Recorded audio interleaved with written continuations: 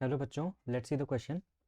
Question says a given sample of N2O4 in a closed vessel shows 20% dissociation in NO2 at 27 degrees Celsius and 760 torr. The sample is now heated up to 127 degrees Celsius and the analysis of mixture shows 60% dissociation at 127 degree Celsius. हमसे पूछा गया है total pressure of equilibrium mixture in ATM at 127 degree Celsius is. So let's solve the question.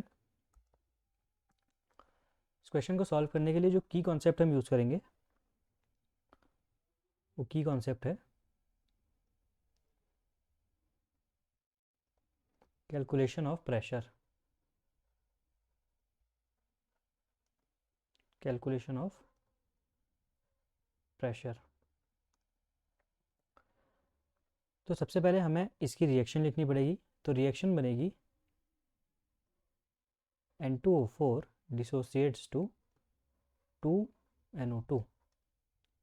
Initially हमें दिया गया है कि जब 27 डिग्री सेल्सियस और 760 टॉर, तो 760 टॉर जो होता है इज इक्वल्स टू 1 ATM. इस पे जो डिग्री ऑफ डिसोसिएशन है वो है 20%. सो अल्फा इज 20% या अल्फा इक्वल्स टू 0.2. तो ये अल्फा हमें दिया गया है. इनिशियली t इक्वल्स टू 0 पे मैं मान के चलता हूँ कि इसके मोल्स थे 1 और यहाँ पे 0 थे. तो t इक्वल्स टू t जब इक्विलिब्रियम रीच करेगा तो हमें इसके मोल्स निकालने हैं. इसके मोल्स हम कैसे निकालेंगे? इस अल्फा की हेल्प लेके. So what is alpha? Degree of dissociation होता है number of moles dissociated upon total moles या इनिशियल मोल्स. तो यहाँ से अब जब अल्फा में दिया गया 0.2, डिसोसिएटेड मोल्स मुझे निकालने हैं और इनिशियल मोल्स N2O4 के कितने थे? वो थे 1. तो यहाँ से डिसोसिएटेड मोल्स कितने आ जाएंगे? वो आ जाएंगे 0.2. तो अगर 0.2 मोल्स डिसोसिएट हो गए हैं तो मोल्स बचे कितने हैं N2O4 के? वो बचे हैं 1 minus 0.2 that is equals to 0.8. और NO2 के कितने मोल्स बनेंगे? वो बनेंगे 2 into 0.2 that is equals to 0.4. तो यहाँ से मैं टोटल मोल्स निकाल लेता हूँ एन टोटल, और ये आ जाएंगे 1.2.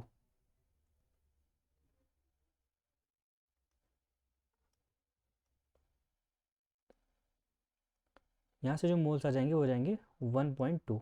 मैंने इसके जो बचे हुए मोल्स थे और इसके जो बने हुए मोल्स है दोनों को ऐड करके टोटल मोल्स निकाल लिए हैं 1.2.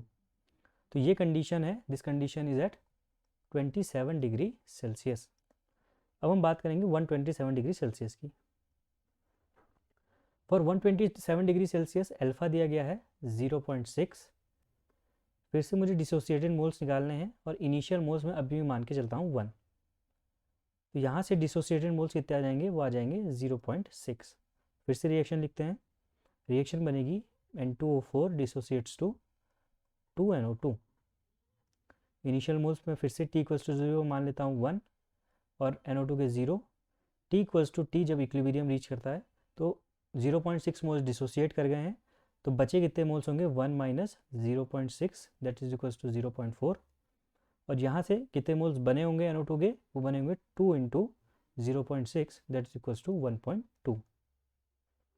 टोटल मोल्स में अगर यहाँ से लिख लूँ मिक्सचर के अंदर तो वो बनेंगे 0.4 प्लस 1.2 यानी 1.6 मोल्स. राइट.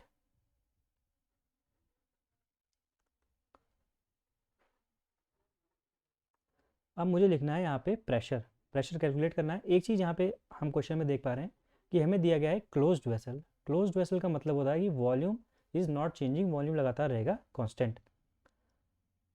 तो इनिशियली अगर मैं temperature equals to 27 degree Celsius पे प्रेशर कैलकुलेट करूँ तो प्रेशर मुझे दिया गया 1 ATM. वॉल्यूम हम V मान लेते हैं. मोल्स मैंने अभी निकाले थे, दोज वर 1.2.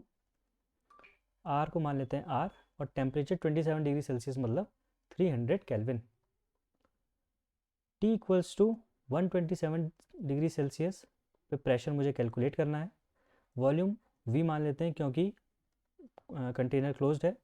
मोल्स हो जाएंगे 1.6 जो अभी हमने कैलकुलेट किए, आर को हम मान लेते हैं आर, और टेम्परेचर हो गया 400 केल्विन। और इन दोनों इक्वेशंस को हम कर देंगे डिवाइड। तो वी से वी कैंसिल हो जाएगा, आर से आर कैंसिल हो जाएगा, और हमारे पास बचेगा 1/p इक्वल्स टू 1.2/1.6 इंटू 3/4। तो इसको हम कैंसिल कर देंगे, ये आ जाएगा 3 और ये आ जाएगा नीचे 4। तो दैट इम्प्लाइज p कितना आ जाएगा, p आ जाएगा 16/9, और इसकी जो यूनिट बनेगी वो बनेगी ATM। इसको फर्दर सॉल्व करेंगे तो वो आ जाएगा 1.77 ATM।